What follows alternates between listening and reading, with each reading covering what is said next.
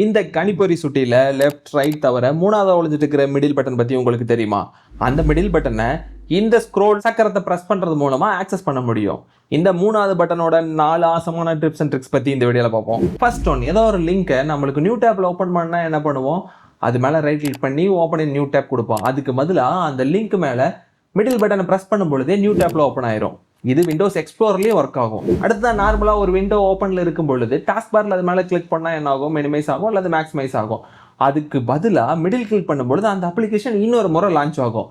எடுத்துக்காட்டுக்கு சொல்லணும் அப்படின்னா, இந்த விண்டோவில் கணிப்பான் ஆல்ரெடி ஓப்பனில் இருக்குது, எனக்கு இன்னொரு கணிப்பான் தேவை அப்படின்னா டாஸ்க் பார்ல இருக்கிற இந்த ஐக்கான் மேல மிடில் கிளிக் பண்ணும்பொழுது இன்னொரு டைம் அந்த அப்ளிகேஷன் ஓப்பன் ஆயிரும். இதே மாதிரி மல்டிபிள் டைம் ஓப்பன் பண்ணிக்க முடியும்.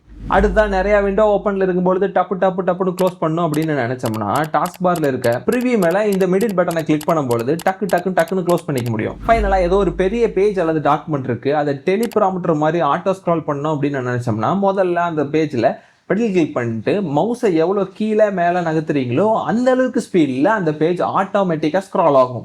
ஸோ இந்த டிப்பில் உங்களுக்கு எது புதுசாக இருந்தால் யூஸ்ஃபுல் அப்படிங்கிறத கமெண்ட்ல சொல்லுங்கள். ஸோ இது மாதிரி இன்னும் டிப்ஸ் அண்ட் ட்ரிக்ஸுக்கு சப்ஸ்கிரைப் பண்ணுங்கள்.